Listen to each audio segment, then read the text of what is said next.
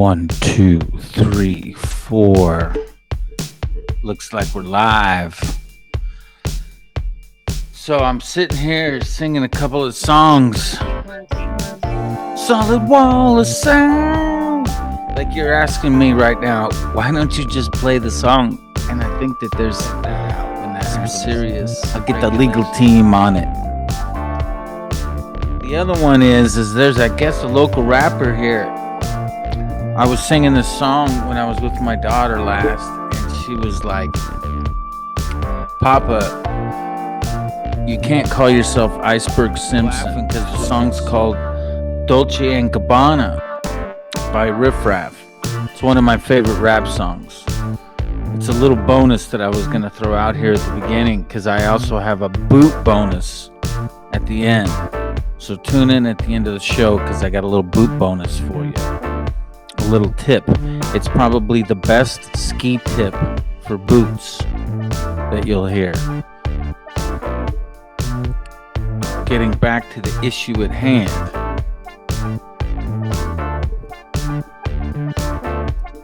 So if you like fun rap music, check out old Dolce and Gabbana by Riff Raff.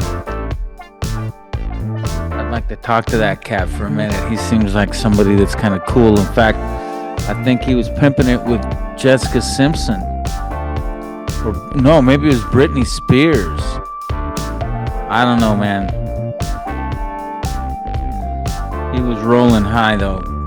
With somebody hot. Okay, we got a show.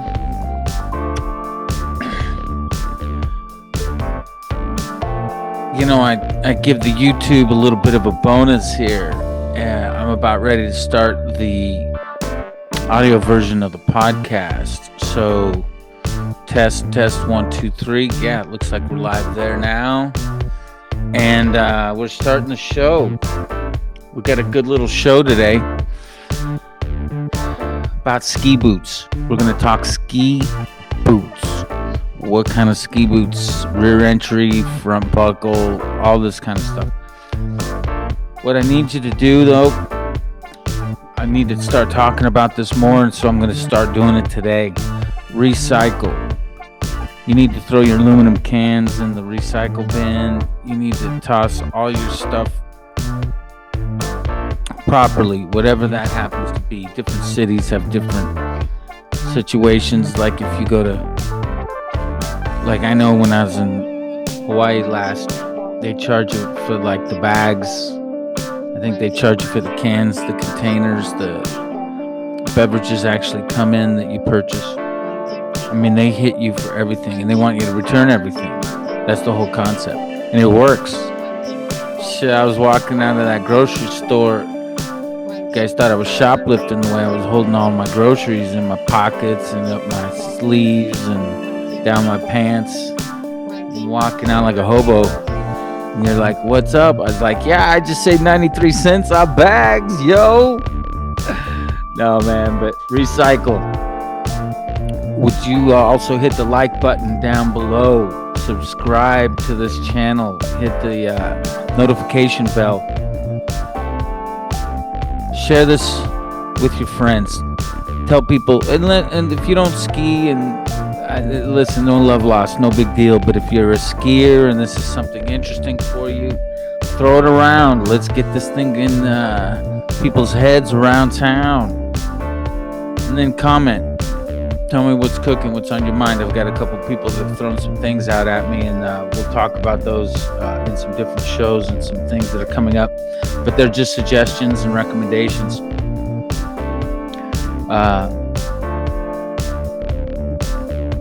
A couple shout outs, a couple thank yous that I want to give. We started a support page at GoFundMe, and we had a couple people throw out a couple of ducats towards the show. If that's something that you want to do, there's a little thing to the drop button at the down below that you can do that with.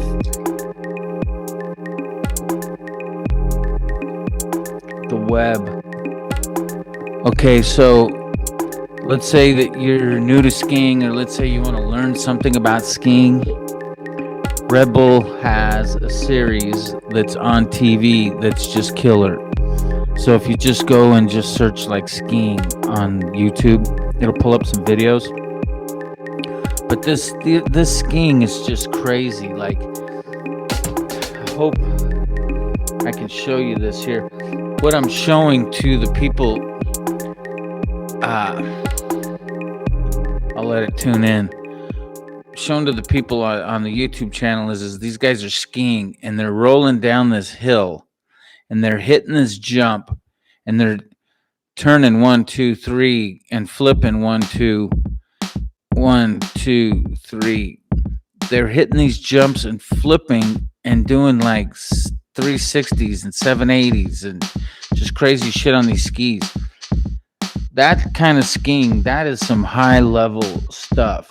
And the reason I'm pointing that out is a lot of people that we're going to be talking to are going to be beginner and intermediate, and they're going to be wanting to know how to handle certain situations that are in that category. Now, we're going to hit some expert stuff, but if you have some questions and you're an expert skier, throw those out at me. I don't hit the jumps like that. I'm a freestyle turn guy. I like the carve. I like the figure eights. When you're heading down the hill and you can just feel the snow popping underneath you as you're making turns. Oh, it's just like nothing else. It really is. Or just skiing really, really fast. That's the best. Then we're going to finish with some music lists. I got some surprises for you on that one. I know that you won't even believe it. It's just crazy. Anyway, please like the channel. I'd appreciate it. Ski boots. I've been using rear entry ski boots now for like 40 years. I had I have a pair of Solomons that are front buckles. There's 4 of them, and it's a racing boot with a Velcro strap on the top. Really snug fitting boot. It's really amazing. It's kind of high. It rides high up compared to these other boots that I have. But the other thing I was going to mention about that is that then Olivia skis in a front entry boot. So I was going to show you what the difference is between those boots.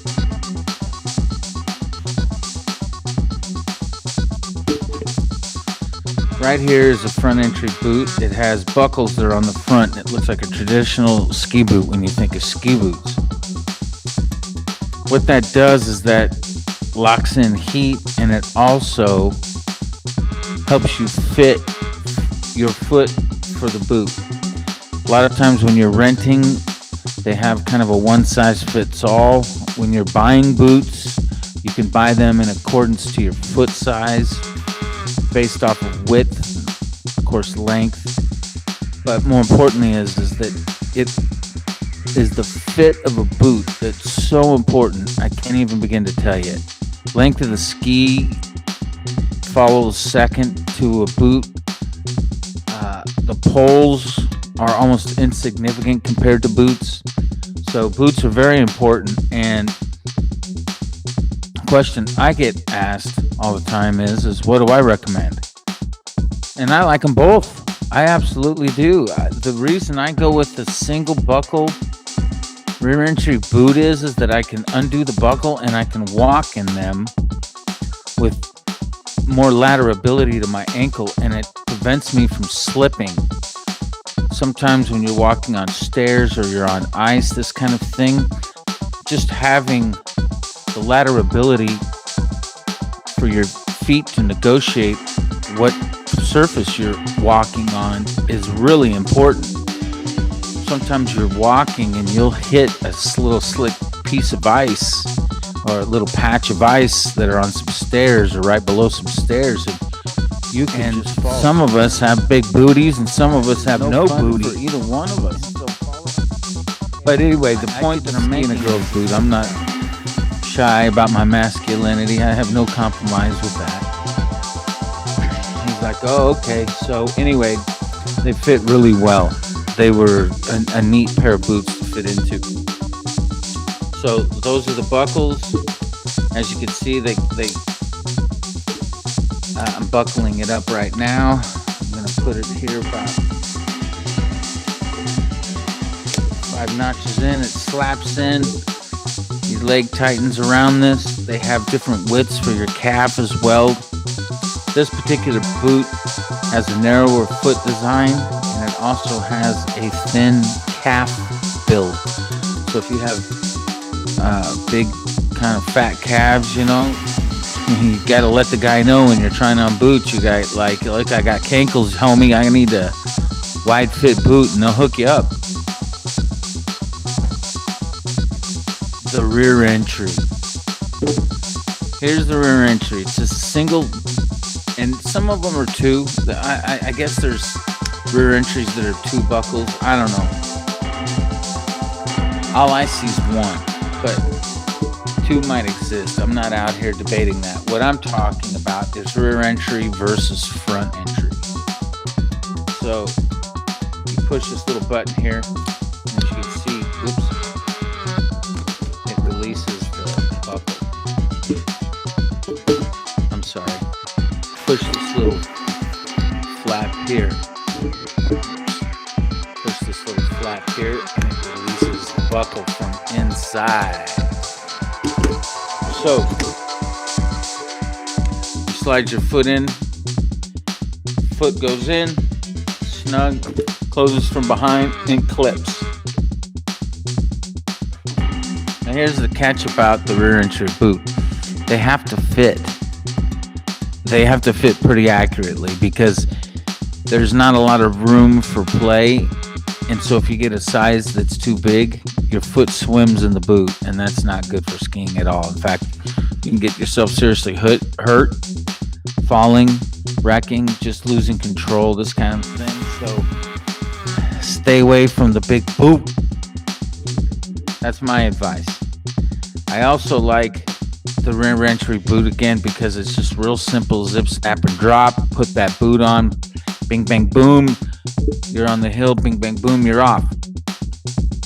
But then you say, well, wait a minute. Isn't there anything like that on the other boot? In fact, there is. There's something that's new for boots in the last few years that I am so excited about. It's called the switch on some, but it's the little lever here between hike and ski. So you can pull this out and allows the boot to flex and you to walk in case you're up there doing some skiing at high altitudes above the lift line, above where the chairlift goes, that kind of thing. People be skiing backcountry and whatnot, and so they'll hike up above the skiable area. Sometimes you have to buy a pass for that, but they'll hook it up, and so there's a hike in the ski mode now on the boots, so it frees the ankle up to move around. So the front buckles are becoming much more user friendly. I think that's worth mentioning. Boots vary in price. I was just looking online at Google, and they go from about $150 up to about $600 for the rear entry boots. I was looking at a pair of women's boots in my size, and they had heaters on them. They were $200. I didn't get them. I'm still happy with mine, but we'll see. We'll see next season or something. So I have a couple surprises on the music list here. Moving on. So, sneaking up to the webcams real quick. I was just looking at Snowbowl in Flagstaff, Arizona, just off of Route 66.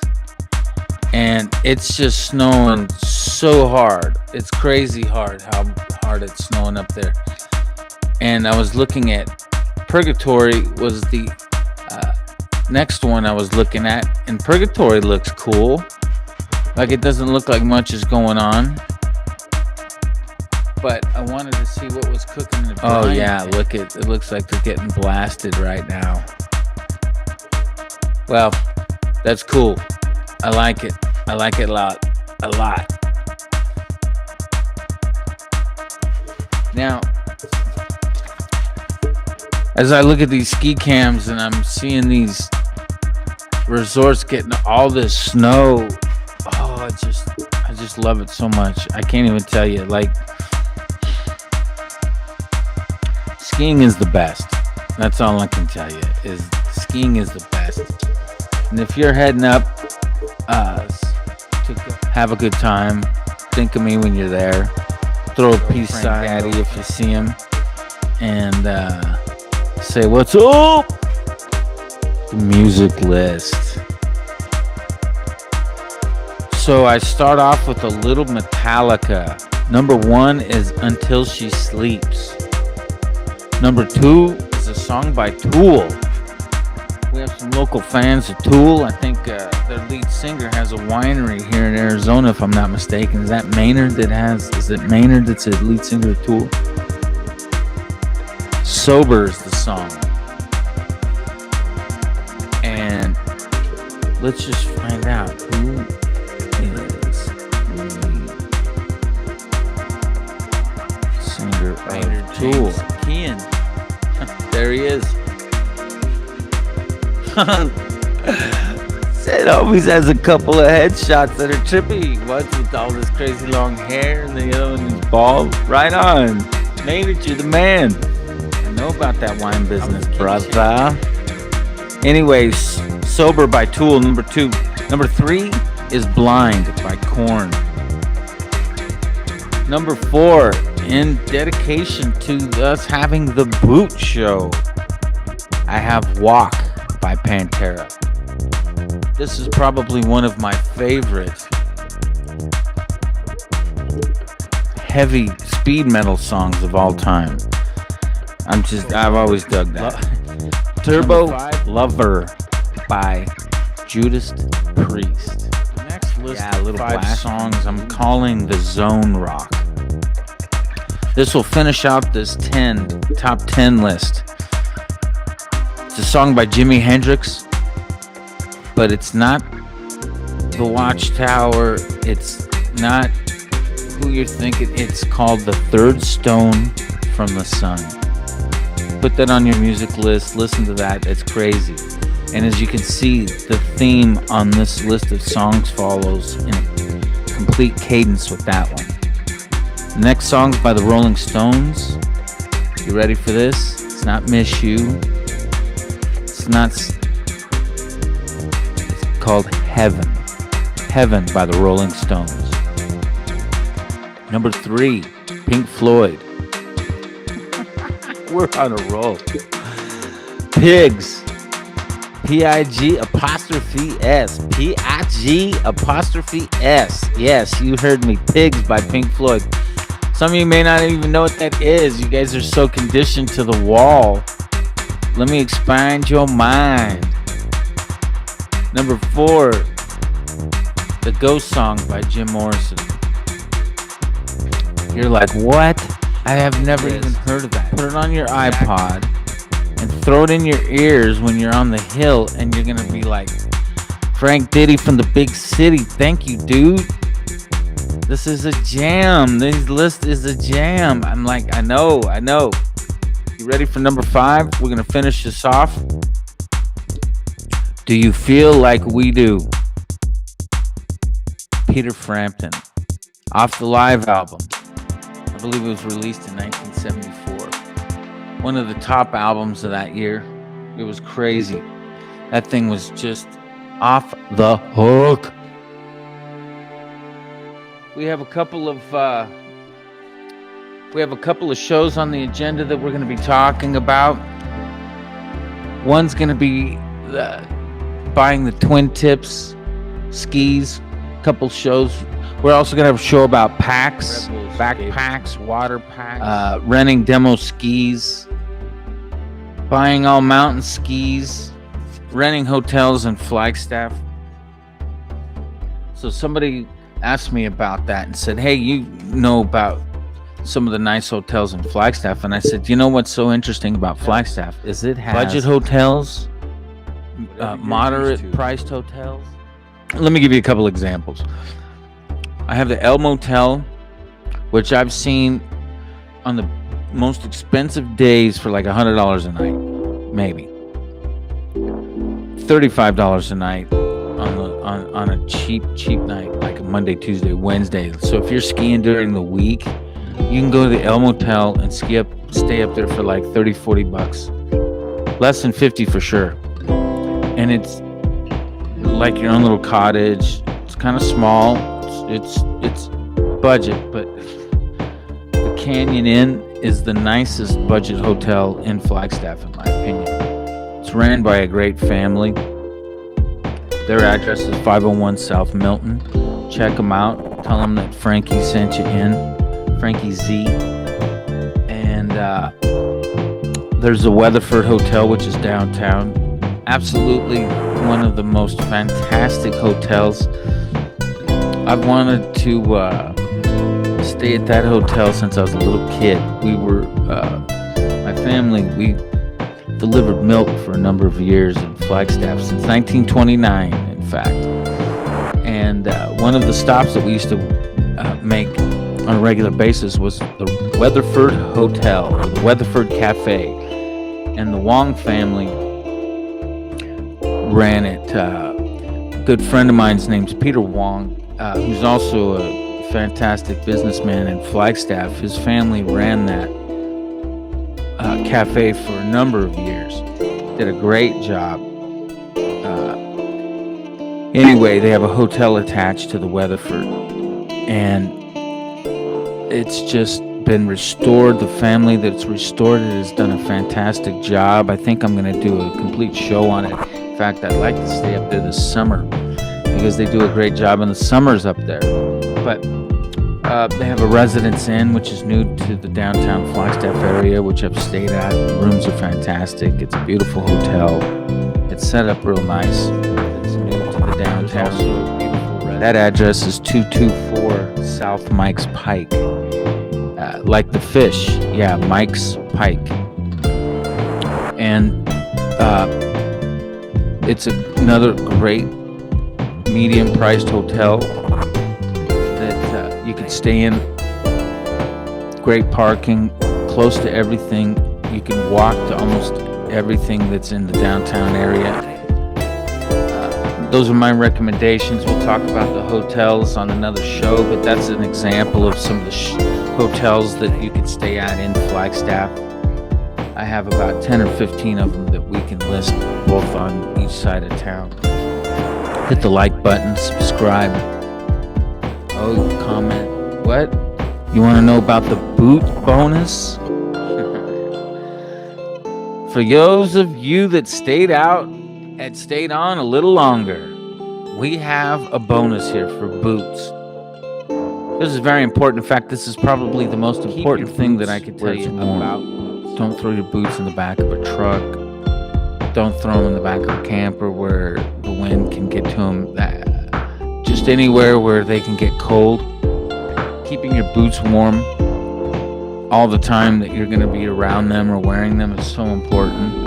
Keeping them dry is also important. But what I mean by that is just when you're on the way to the front of the car, a lot of times you don't have that option to be able to take advantage of that. But that's the bonus. Keep your boots warm. And when you put your foot in there and they're nice and toasty, it will stay warm all day. If you put your foot into a cold boot, you'll have a cold foot all day. And your skiing will give you, if you're renting, buying, like, share, comment, and subscribe to the channel. I'd appreciate it. I'm Frank Diddy. Solid wall of sound. Solid wall of sound. Let me know how you ski. You ski with water, Red Bull. Don't ski with anything. Eat the snow. All right. Comment, subscribe, like the channel. Peace. Peace out. 2, 1, 0.